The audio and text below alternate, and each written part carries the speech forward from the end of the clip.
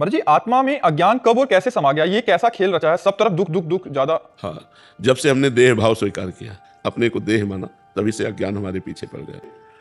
हमको पता नहीं होता कि स्थूल शरीर एक और पड़ा है हमारा, और स्वप्न को हम सत्य समझते हैं।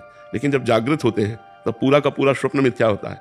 ऐसे ही जब हमारा ज्ञान निवृत्त होता है तो ये पूरा का पूरा जागृत का जो दृश्य है ना, ब्रह्म सत्यम जगन मिथ्या, ये मिथ्या लगता है। ये अज्ञान, देहाभिमान हमारा छूटेगा तभी अज्ञान नष्ट होगा। गलती माया का प्रभाव स्वीकृत करने से गलती हो गई। पंच इनके भोगने की जो इच्छा हुई वही गलती हो गई।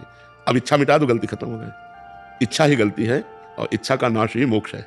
इच्छाओं का नाश हो जाना, वैसे आत्मा कभी बंधन को प्राप्त नहीं हुई, क्योंकि चैतन्य को कभी कोई बांध नहीं सकता। लेकिन चैतन्य ने स्वयं जड़ को पकड़ लिया हो। अब हम कहें कि कोई हमें माइक से छुड़ाए तो हंसी की बात है कि नहीं है। शरीर को, अपने अंतःकरण को अपना स्वरूप मान रखा है, और जब तक ये भ्रम नहीं जाएगा तब तक बात। तो ये गुरु उपासना से अंतःकरण को क्षम करना है। कोई गाली दे रहा है, अंतःकरण को बुरा लग रहा है, चुपचाप सह जाओ। कोई प्रशंसा कर रहा है, अंतःकरण को अच्छा लग रहा है, बिल्कुल नहीं, बिल्कुल स्वीकार मत करो कि मेरी प्रशंसा है। तो ये इस तरह से जब ज्ञान प्रकट होने लगता है धीरे धीरे साधना करने से, तो देहाभिमान नष्ट हो जाता है। देहाभिमान नष्ट हुआ तो जो निर्मल वस्तु प्रकाशित होती वही आत्मा है। उसका प्रकाश ढक गया है त्रिगुण माया के द्वारा, और विषयानंद रूपी काई पड़ गई है। तो विषयानंद को हटाइए तो आत्मानंद प्रकाशित तो ये है खेल। इच्छा ही बंधन है और अनिच्छा ही मोक्ष है। इच्छा रहित हो जाना ही मोक्ष है। अपने स्वरूप में स्थित हो गया। तो पहले सच चिंतन के द्वारा असत चिंतन को काटने का अभ्यास करना चाहिए। जो भगवान का नाम प्रिय हो उस नाम को निरंतर चलाओ, फिर देखो आपको कैसा ज्ञान प्रकट होता है। ठीक है। गुरु साक्षात परब्रह्म है तो किसी और विग्रह की पूजा क्यों करें? गुरु की पूजा नित्य क्यों ना करें? और गुरु धाम के अलावा और तीर्थ जाने चाहिए क्या? गुरु परब्रह्म है तो सर्वव्यापी भी तो है। गुरु किसी धाम में विराजमान है, एक जगह विराजमान है, तो वो पार्थिव शरीर है, पांच भौतिक, लेकिन चिदानंद स्वरूप से तो सर्वत्र विराजमान है। अखंड मंडलाकारम व्याप्तम चराचरम। तो कहीं भी हम पूजा करें, अपने गुरुदेव की ही पूजा करते हैं, तो निषेध तो कहीं है नहीं। पर यदि वो अपनी ऐसी अनन्य निष्ठा रख ले कि केवल गुरु का ध्यान, गुरु की पूजा, गुरु के चरणों में जाना, तो बहुत बढ़िया बात है, कोई उसमें निषेध नहीं। असीम है, अनंत है, आकाश की तरह सर्वत्र व्याप्त है। तो हम अपने गुरुदेव को समझें। अगर वो साक्षात परब्रह्म है तो सर्वव्यापी भी है, सर्वत्र भी है, सर्वज्ञ है, तो हमें कोई परेशानी है ही नहीं। गुरु की पूजा करें। गुरु तत्व है, तत्व रूप में सर्वत्र विराजमान है। आपने सत्संग में कहा था कि यदि गुरु की चपत लग जाए तो माया की चपत से मुक्त हो जाओगे। जो शिष्य दूर रहते हैं, गुरु के सामने नहीं रहते, हर समय उन्हें गुरुदेव की चपत लगती है। हेलत करोगे तो आपके हृदय में ताप पैदा हो जाएगा, जलन पैदा हो जाएगी, अशांति हो जाएगी। ऐसा आएगा मैं आगे से नहीं करूंगा, समझो गुरुदेव डांट रहे हैं। साधारण बात। असाधारण बात यह है कि जब गुरुदेव हमारे किसी आचरण से असंतुष्ट हो जाए तो अपमानित करके बाहर निकाल दे, वो जीत गया। अगर वो दोष दृष्टि ना करे गुरु पे तो जीत गया। अब काल का प्रभाव उसके ऊपर नहीं। जो गुरुदेव से डर करके उनके अनुशासन में रहता है वो अभय हो जाता है। पर कोई बिरला ही ऐसा होता है, नहीं तो दोष दृष्टि हो जाती है। अगर गुरु की सेवा करना, गुरु की सेवा बहुत दुर्लभ वस्तु है, और जिसको मिल जाए तो फिर उसको संजोना चाहिए। जैसे दुर्लभ वस्तु मिल जाए संभाल के रखना चाहिए। तो ऐसा कोई कारण उपस्थित नहीं होना चाहिए कि हमें सेवा से बहिष्कार कर दिया जाए। सेवा बहुत बड़ी वस्तु है। अगर गुरु की सेवा कर ले गए तो भगवान उसके अधीन हो जाते हैं। तो एकांत में डांटे तो चलेगा, लेकिन सभा में डांटे तो मान हमें फिर वो चलो ऐसा होता है, प्राय देखा गया है। और उनको तो ऑपरेशन करना है, वो एकांत में क्यों डांटेंगे? तो सभा में डांटेंगे। सभा में से जीव मुक्त हो जाता है। पर बड़ा कठिन है। कहना सरल है कि गुरु साक्षात परब्रह्म, लेकिन मानना कठिन है। गुरु साक्षात परब्रह्म, उनके लिए गर्दन समर्पित है। ऐसा शिष्य होना बहुत कठिन होता है।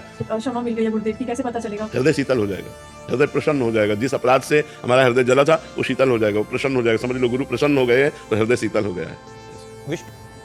राधे राधे महाराज जी। महाराज जी, संतोष कैसे प्राप्त हो? भगवान का आश्रय लेने से। भगवान का आश्रय लेने से। धन का आश्रय लेने से असंतोष होता है, जितना धन आता है उतना ही असंतोष बढ़ता है। संसार का आश्रय लेने से असंतोष होता है, और भगवान का आश्रय लेने से संतोष। जैसा प्रभु समझ रहे हैं वैसा दे रहे हैं, हमारे ऊपर बड़ी कृपा है भगवान की। और संतोष जब आता है तो कामनाओं का नाश हो जाता है। जब कामनाएं नष्ट हो जाती है तो भगवान की विमल भक्ति हृदय में जागृत हो जाती है। जब तक संतोष नहीं आता तब तक कामनाओं का नाश नहीं होता। कामनाएं शांत हो जाती है तो भगवान से प्रेम हो जाता है। और प्यार में जो सुख है वो केवल प्रेमी ही जानता है, और कोई नहीं जानता। अपने प्रीतम की बात सुनने मात्र से परमानंद आ जाता है। अपने प्रीतम की कोई वस्तु देखने मात्र से परमानंद आ जाता है। पर भगवान से प्यार होना कठिन है, क्योंकि वो दिखाई नहीं देते। उसके हाव भाव तो समझ में आ रहे हैं कि जो मैं प्यार कर रहा हूँ उसको स्वीकृत है, लेकिन भगवान को तो समझ में नहीं आ रहा ना। वो नाम जप कर रहे हैं, पाठ कर रहे हैं, हृदय जल रहा है, मन विषयों की तरफ जा रहा है, कोई सहयोग नहीं मिल रहा। इसलिए संत संग की महिमा है कि भगवान के प्रेमी पार्षद संत जन होते हैं, उनके संग से रास्ता तय होती है। और भगवान के एक सेकंड के भाव का हिसाब होगा, आप निहाल हो जाएंगे, बस चुपचाप लगे रहेंगे। आप हमसे प्यार करते हैं तो हमारा लगाव ज्यादा बढ़ जाए, पर प्रगट में है नहीं। और हम उनके नाम रूप लीला कथा इसी से प्यार कर रहे हैं।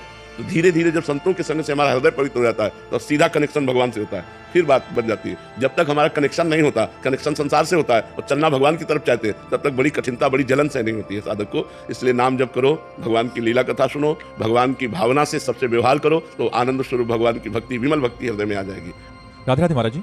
महाराज जी, सबसे बड़ा अवगुण क्या है और सबसे बड़ा गुण क्या है? भगवान को भूल जाना सब अवगुणों का मूल है और भगवान का स्मरण होना सब सद्गुणों का मूल है। ये स्मरण कर रहे हैं तो हर दैवी संपदा हमारे अंदर आ जाएगी। मोह मद मत्सर है, इनका प्रभाव भगवत विमुख के ऊपर पड़ता है।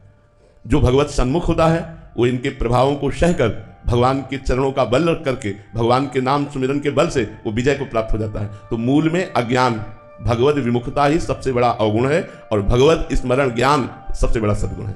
गुरुदेव, कर्ता भाव को कैसे मिटाएं?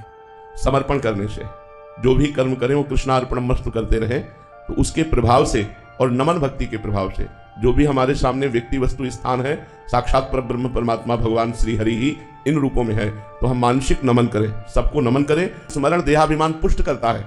जैसे हम हर समय शरीर के स्मरण में ही रहते हैं तो हमारा देहाभिमान पुष्ट होता है और भगवत स्मरण से देहाभिमान कटता है।